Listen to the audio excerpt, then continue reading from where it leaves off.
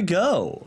Hello, everybody, and welcome back to Dallas Geek. As always, I'm Brad, that's Mike, and we are your source for all of the latest nerdy news and geek culture. Mike, how you doing today? I'm alive, Brad. How are you doing today? Well, you're already doing a little bit better than I am, because, you know, two kids. Saying I'm alive is a relative term. That is true. Not always positively. You're a parent, so you are dead inside now. Inside, outside. That's true. All the ways that count. That's true. Yeah. I feel like we're back in high school and, you know, going through our emo phases. Yours on the outside, mine on the depressed inside. That's true. Yep. The way a proper emo should. Yep. But if you're not expressing it on the outside, are you really emo? I mean, depends. What's your dosage of antidepressant? Well, if you're taking antidepressants, you're not emo. Come on. No, you're an emo that's admitted they're emo. I mean, if you aren't on antidepressants, that just means you're an emo in the closet. Yeah. Anyway. Yes. Hey, hello. So, today's topic. Yep. I would say may be controversial to some folks, definitely for a specific company, but we're going to be talking about Nintendo. You know, that... Please don't sue us. That itty-bitty little video game company that's nobody's ever heard of that's been in the news lately. Itty-bitty company that's been around since the 1800s. That itty-bitty company. One of the originators of the video game industry. Yeah, sure. Yep. But yes, so we're going to be talking about Nintendo and the controversies that have put them in the headlines over the, last 2 weeks now? But, I mean, it seems like with this topic, they always bounce in and out of the headlines every year or so. Yeah. But I would say if you think it's controversial, you're a douchebag. Well, I would say if you don't think it's controversial, then you are not thinking about it this hard enough. So I guess I know where you stand, douchebag. So much for freedom of gaming. I mean, if you pay for it. I mean, I feel like I've paid for it and then some at this point, but... Have you? Oh yeah. I mean, you have a wife and kids. I don't think you've paid for it enough. Nah. There you go.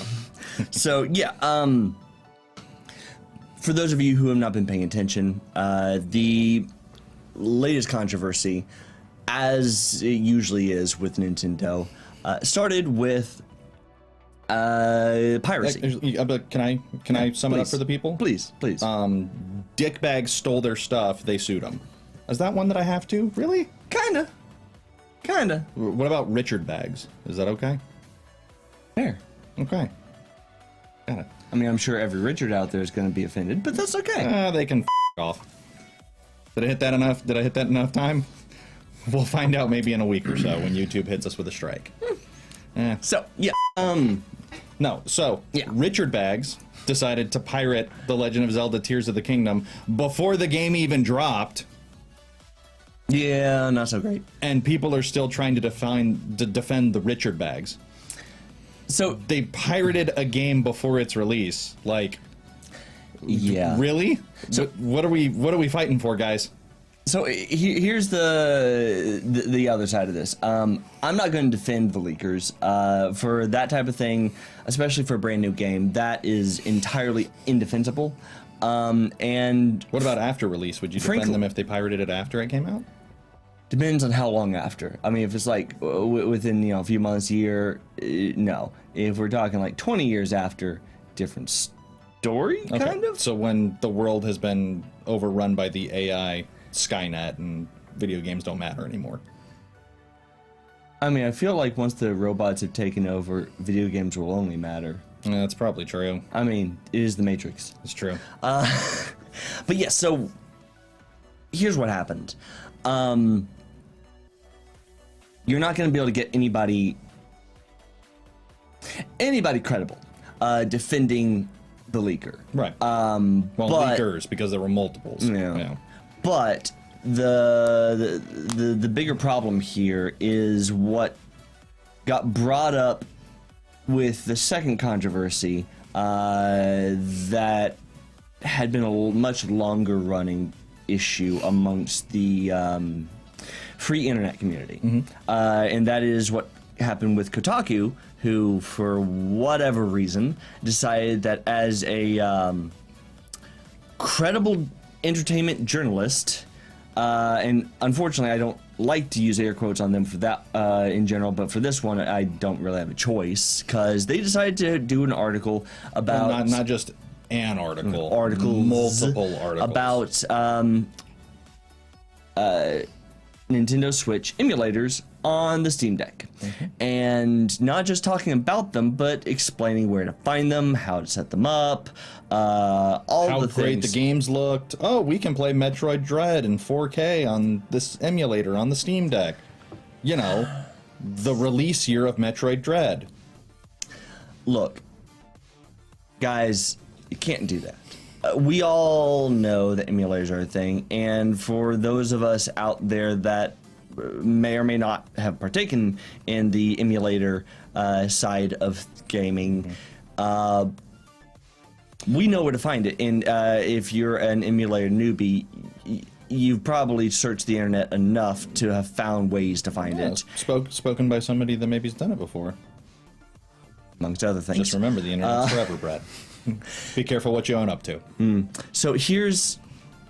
But what that conversation brought up was a much longer running argument against Nintendo, in that Nintendo is notoriously, as we saw with the leaks, vicious when it comes to anybody who, in their opinion, are violating their intellectual property.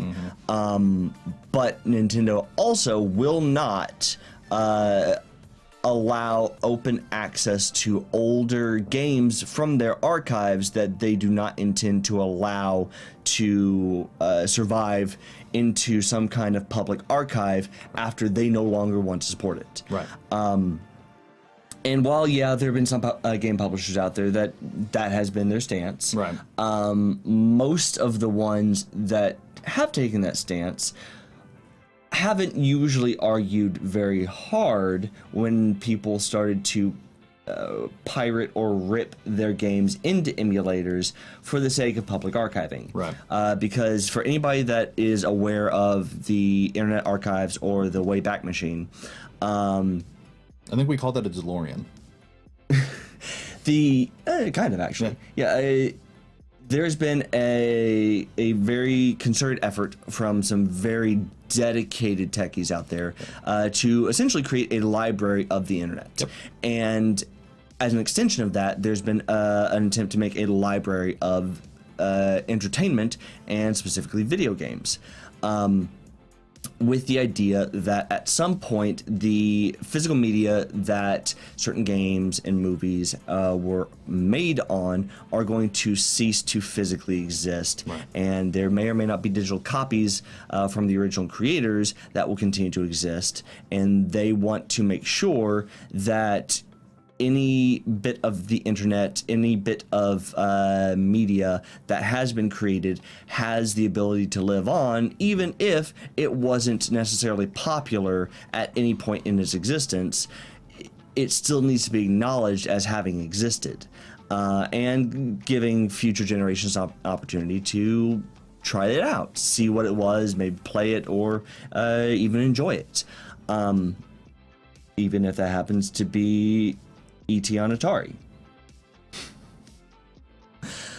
But, well, all you gotta do is go to a fucking landfill in the Phoenix desert. Yeah. And, you know, you can find a couple million copies just dumped out there. Yeah, but here's...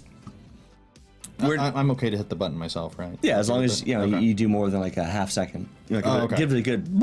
Okay. Yeah. But here's where Nintendo fell on that argument. They said, we don't care about archiving. Yep. If we can't make money off of it, and we've decided that it's time for this game to die, then that's just how it is. And it's our game, so you guys don't really have a say in it. Because they definitely do not believe that the art becomes or belongs to the audience after the artist is done with it.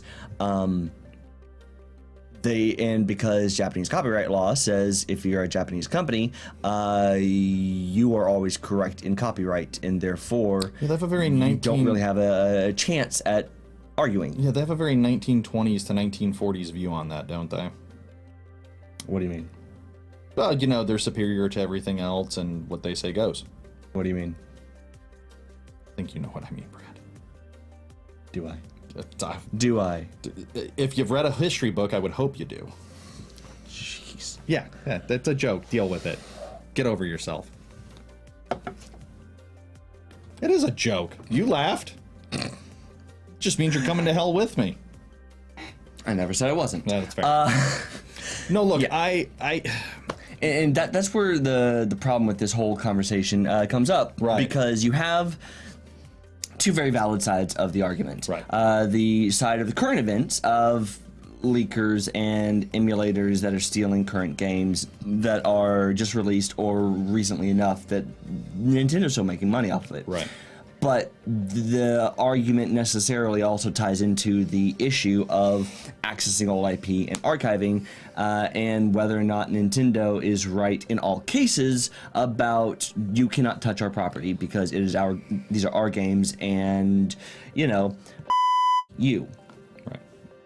Yeah, look, this one's tough for me because I'm a self-admitted Nintendo whore. I can say that. Really? Right. Really? You are? No. Really? I mean, I can say whore without having to hit that. That's right? fair. Okay. That's fair. I mean, Nintendo. Now, if you were to try to describe what you would do for them or J.J. Abrams, that would require a pretty long press. That's true. Yeah. I think we'd probably long press. Very long, hard, throbbing press. Yes. I think at that point we would just kill the feed at that point. But no, look, this is like Nintendo put something out and I'm the fry meme, like shut up and take my money, right? Yeah.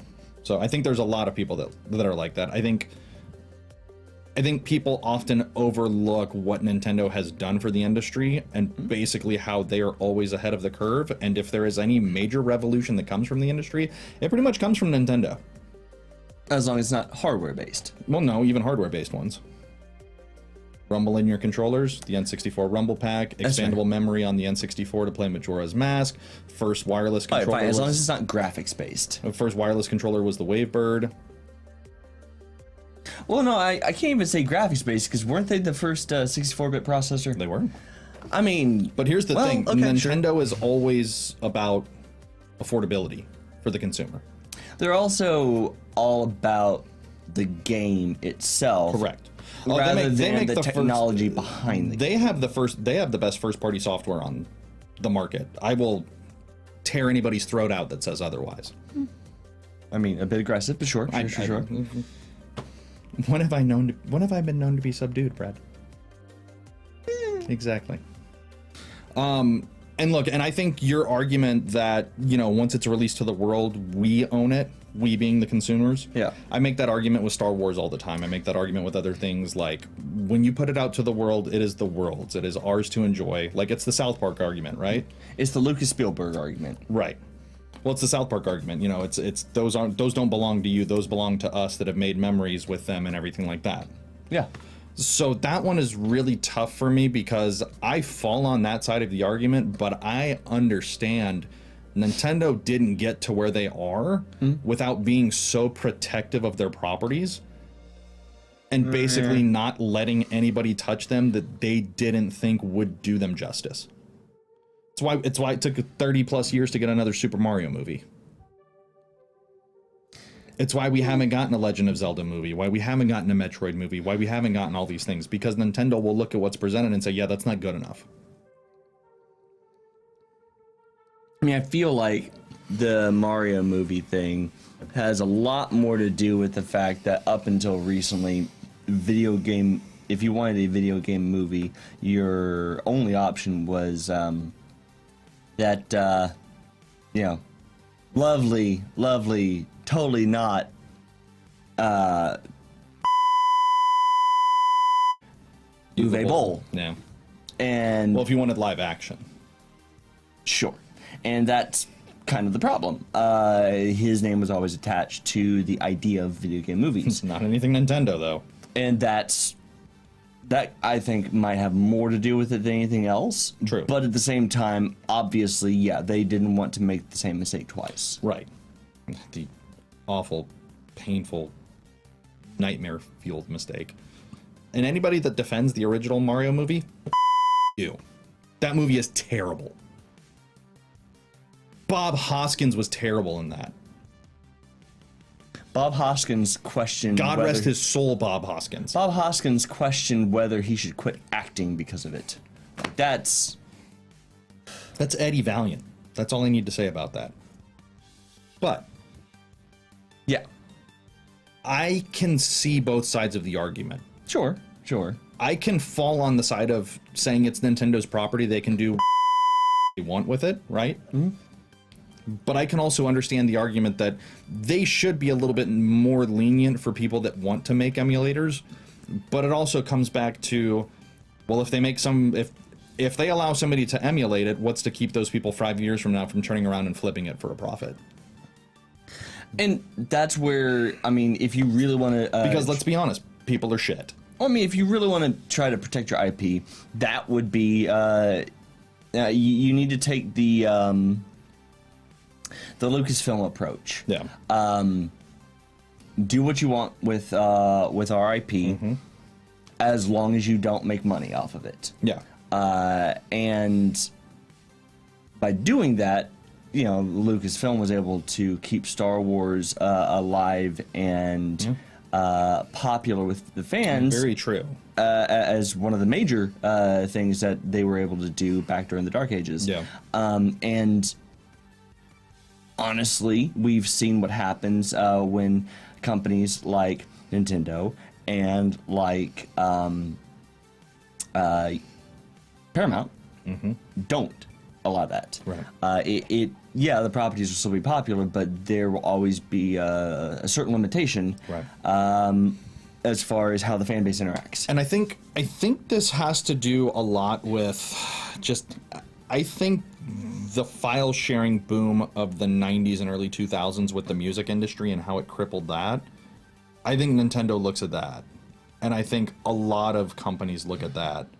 Which is unfortunate because that had a lot more to do with the music industry not being enough tech forward in how they were approaching their own industry. Right. That they were trying to force technology backwards to keep up with them, rather than the other way around, and it made both sides of the argument suffer. Oh, look, I completely agree, but also at the same time, I know people that didn't buy an album in that entire time frame.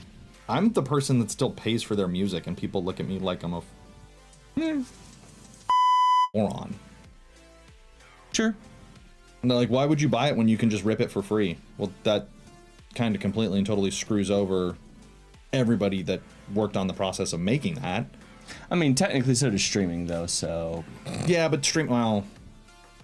Apparently they don't get enough of a cut because the writers are on strike again. And, Shocker. okay, so... But the writers, that's actually a justified thing, considering how much they are actually getting screwed. Is it? Yeah. Is it really? I mean... Show me something that's come out of Hollywood in the last 5 years from a writer that you and I couldn't write ourselves. Don't worry, I'll wait. How much of that is the fault of the writers, and how much of that is the fault of the studios? The writers are writing what they are being asked to write. It's not their fault if they're not being asked to write Shakespeare all the time.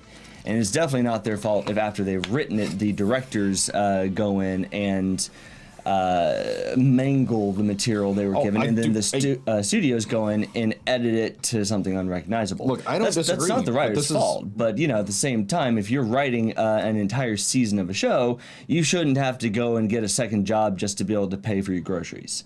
Like, that should be able to be a comfortable living, and that's where this all comes back. Is just like with the streaming music, the studios have decided that, well, hey, streaming makes us more profits for less overhead, so how about we just make the extra money and then adjust y'all's pay rate in a way that is still correct for the old way of doing things, but now that we're not doing things the old way, it doesn't translate, so you're getting screwed. I also think that we need to look at how we view a comfortable living for the amount of work that they do. Because I probably work 10 times harder. You work 10 times harder than most writers in terms of physical manual labor. No, I mean, if you've talked to any Hollywood writers who are consistently working, I would say no. They work about as hard, if not harder in some cases, than you and me, and are whipped significantly more abusively than of course, we are. But they also make my yearly salary selling 1 to 2 scripts. That's how they used to. It's not the case anymore. Trust me. But there's also the ongoing issue of, well, I mean, streaming in general does bring up a whole other side of the Nintendo argument, which is if you think that traditional creators of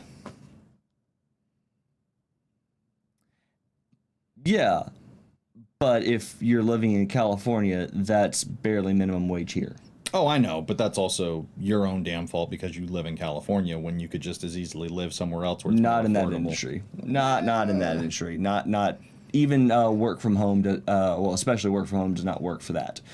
But no, the problem with streaming as it translates to Nintendo is that, well, you see that for like music and movies, TV, all the creators for that are getting screwed for how much they get paid because of streaming content. Well, now on the video game side with Nintendo, creators on this side are getting screwed on the streaming side with Twitch streamers who make money off of being able to stream the games. And while Nintendo has a partners program that does allow you to have an approved list of games that you as a streamer are allowed to stream, right, they aren't even consistent with enforcing that and will go in and copyright strike their own partners for games that they had previously approved with no explanation, no prior warning, and no actual adjustments to their deals. And of course, because of copyright issues between Japan and pretty much anywhere else in the world, if they don't want to reverse the copyright strike, they don't have to. And now because of the way that Nintendo is structured, the person responsible for handling the strikes is not the same person responsible for setting up the deals, and the two don't typically talk consistently, so it does screw over the streamers. Absolutely. And so once again, streaming media becomes a problem in one way or another. Of course. Even though it should be considered I mean, for lack of a better term, the next frontier for gaming. Yeah, no, I think that's a fair argument. I think that's definitely something that they can do better, right? In terms of like staying on top of what games, they allow streamers to actually stream, copywriting, that kind of stuff. Look, I think that's a fair argument. I think it's definitely something that they can do better. But also at the same time, we also need to call out entitled streamers that will sit there and bitch and piss and moan about the fact that, we didn't get an advanced copy of Legend of Zelda. I mean, there's a real entitledness that exists. Or Kotaku, who puts out multiple articles about emulators for the Steam Deck and how the Steam Deck can play Switch games better than the Switch, and then them turning around and bitching about the fact that Nintendo didn't give them an advanced copy to review the game. Gee, I wonder why. I mean, look, I'm not saying that there isn't a sect of streamers that have a very entitled approach absolutely to the business of streaming because they don't fully understand the business of games. Right. I think that's fair. And I don't think that is a streamer exclusive thing. That is just a thing that exists within the entertainment industry. Yeah. On all sides. all sides of entertainment, there is always going to be a lack of understanding of the business, and people that get entitled due to that lack of understanding. I think that's fair, but I think But the thing is, just like with all other types of entertainment, the particularly entitled ones shouldn't be the people who are setting the tone for the industry at large. Right.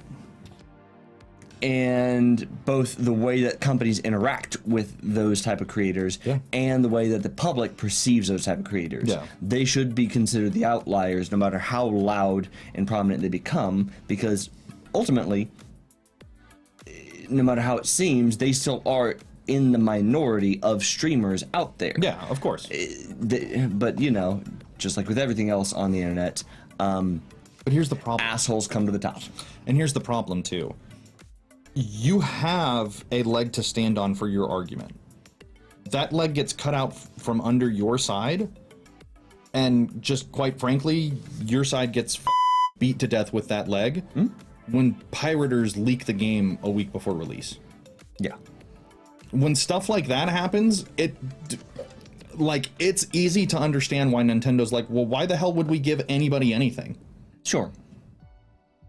Like, that's the side of the argument that I think that gets lost. It's like, they can be absolutely ruthless and overly aggressive with how they do it, but they have the right to.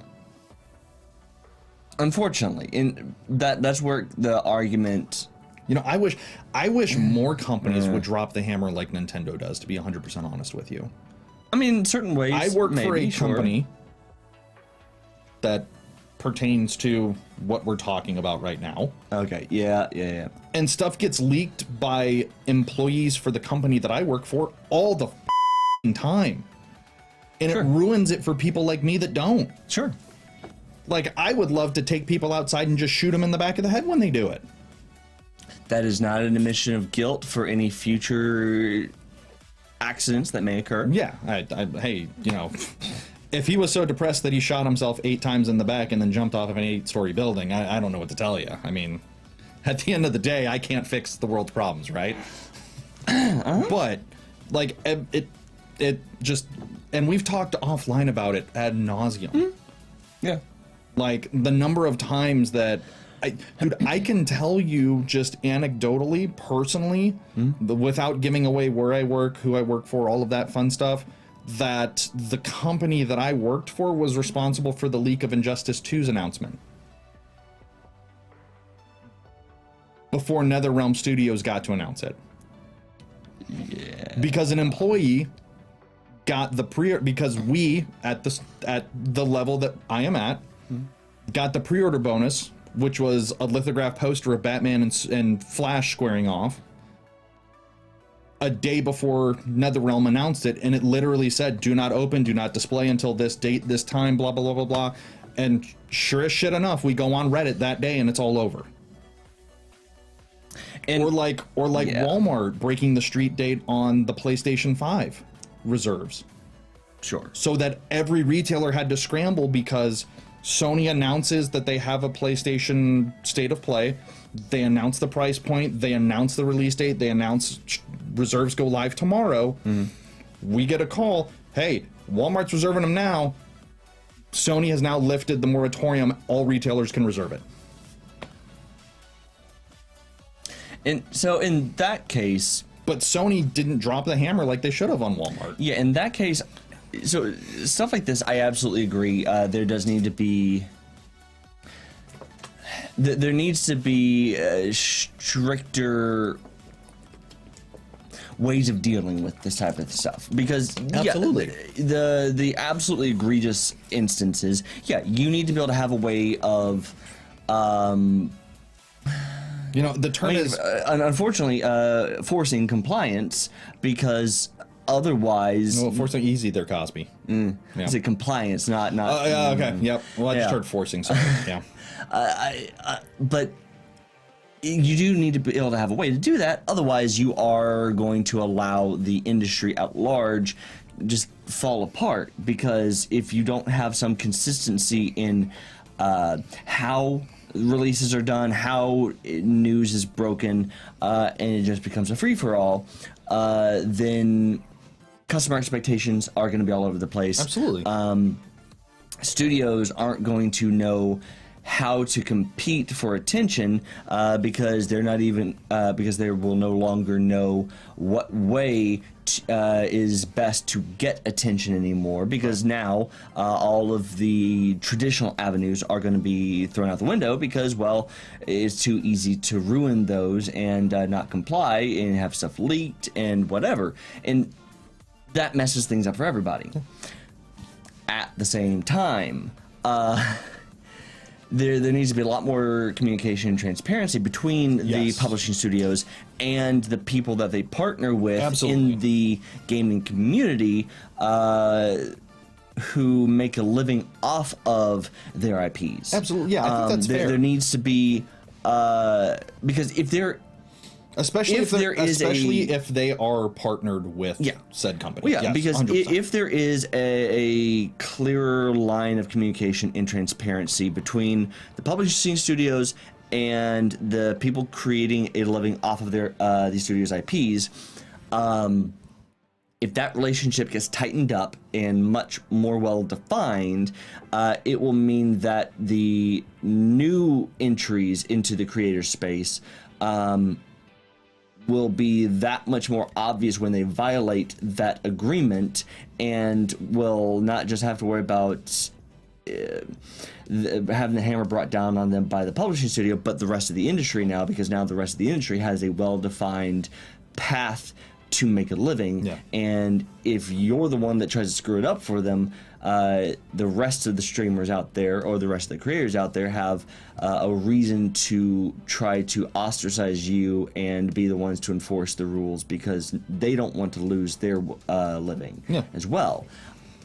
And but it also would go the same way for leakers, because if the studios are trying to do this, and the creators who make their living off of the IP have an understanding and know that they have to do this, anybody that in general that falls outside of that tries to violate the trust that now exists within the industry and has been clearly defined and communicated and followed up on, anybody now that violates that is going to be more obvious and have more people that are going to care about that violation. Because right now, without that trust, without that communication, without that relationship, you don't have enough people who care about the violation of trust to force the outliers to cut it out.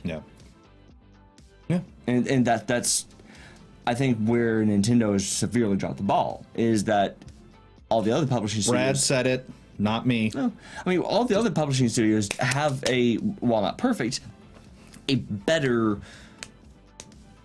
method of creating relationships and partnerships and communications with the creators out there, like streamers and like the third party whoever at conventions, than Nintendo does.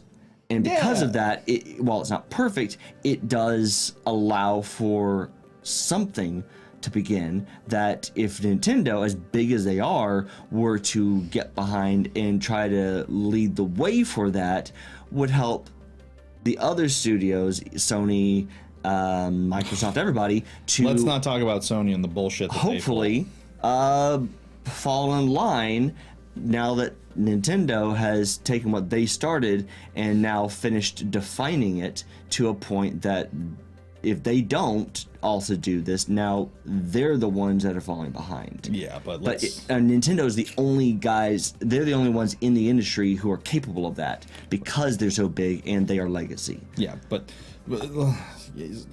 companies like Sony have their own bullshit that they pull. Yes. I'm not going to say, like I said, we're not a monopoly. It's not perfect, and Sony especially is nowhere near blameless. Yeah, we're not a monopoly, even though no third-party company can make controllers for our systems. No retailer can sell digital copies of our games. You can only buy it through the PlayStation Store. But hey, we're not a monopoly. I mean, you can get custom PlayStation controllers. Through Sony. Well, not through Sony, but Right, but technically approved by. Name them. Approved by in the sense that they don't stop them. There you go.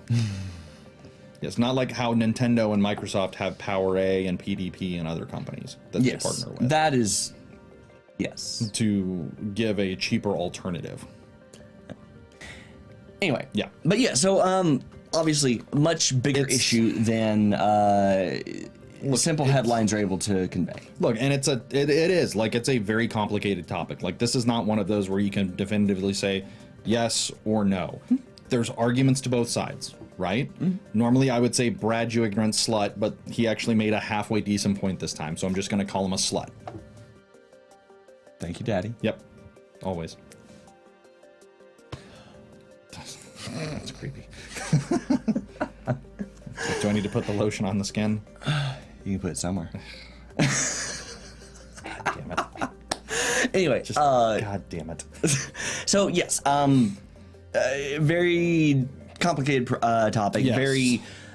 It's a difficult thing that the industry's been fighting with for a long time, and they're going to continue to fight about this because there is no clean-cut answer. There is no one-size-fits-all.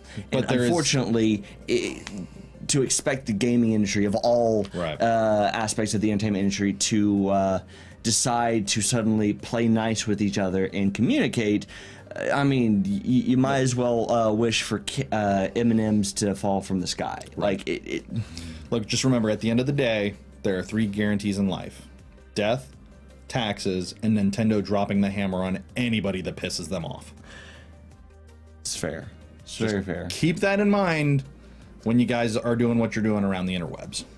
So, with that, guys, thank you so much for joining us today. If you have not already, please do not forget to like our video and follow us over on Facebook if you prefer to see us there. Hit the like our video, subscribe, and hit the notification button over on YouTube. You know, to be able to make sure that the Googles know that you want more of our content, and to be notified whenever we go live or post new videos for more interviews, convention coverage, or whatever, honestly. Which, speaking of conventions, we did just do something fun last weekend. That was a lot of fun. Yeah, it really was. Yeah, so last weekend... Big shout out to our hosts. Yeah, last weekend. And you can go check out the video from this, the about 3-hour long video that we did from this at Madness Games and Comics up in Plano, Texas. We were there for Free Comic Book Day, which was amazing. Absolutely. So many people showed up. And, like, while still not as big as some of their Free Comic Book Days in the past, it's nice, pre-zombie apocalypse. It was a very welcome sight to see just how many people came out, to the point where for like the first hour or hour and a half, people were still wrapped around outside the store, around the I guess shopping block. I had to go to my day job, and that line was still out the door when I left, and I left at like 11:20, and they opened at what, 8, 9? 9. Yeah, 9. Yeah, it was impressive. Yeah, it was really good to see. Yeah. It was really good to see the community kind of getting back to a sense of normalcy. Yeah, and of course we got to not only talk comics, but we got to interview all of the other featured guests there. Yep. DFW Lug, your Lego users group. You had Junk Odyssey, the mobile game, which pretty fun actually. Yeah. Yeah. If you have not played it, definitely. If you like puzzle games, very much worth your time. You had God Hand, the creators of model and miniature tools. Really cool stuff. Very high quality. You had the Calligraphos, the Dallas Calligraphy Guild. There you go. And then, of course, you had the Assassination City Roller Derby. If you've not seen roller derby before, these girls just have so much fun doing what they do, and I mean, they can break you. They will absolutely break you. I think we but need they are amazing. I think we need to reach out to them to see if we can get you on the rink, and we can get you a GoPro, and we can get some first-hand footage. I'd really rather not get broken anytime soon. Well, too damn bad. Mm-hmm. I can't be the only person doing physical shit for this. Yeah, you can. No, I can't. You absolutely can. I'm older than you. No, I can't. Anyway. And don't forget spouting. And don't forget our friends at Gearbox. Oh, yes. Gearbox. We got to hang out with some of the Gearbox nerds. Yeah, that was fun, too. Yeah. No, it was a really fun day. See. Yeah, I think we got was it, right? everybody. Yeah. So much fun. So, yeah, definitely. And Madness was nice enough to host us again. And they always take care of us. So thank you for that. Yeah. So a lot of fun. Yeah, and of course, you know, if you don't have time for the videos of that, but you want to check out audio, you can always get that over at Apple Podcasts, Spotify, iHeartRadio, Google Podcasts, and Stitcher. Because, yeah. And speaking of conventions, I think we have one coming up. Fan Expo Dallas. Yeah. That's coming up in... oh, shit, that's like 3 weeks away, isn't yes. it? Oh, God. Yes, bless, 3 weeks it's away. Almost June. Jeez. It does not feel like it, but yes, I guess, it is. When there's a Yep. end of the world happening, the year flies by. I mean, even when the end of the world is occurring, things still blend together. No, 2020 was like 30 years. Yeah, but can you honestly distinguish 1 month from the next? No. There you go. So, yeah, with that, guys, thank you so much for joining us. Yes. And as always, I'm Brad. That's Mike. We're Dallas Geek. And see ya.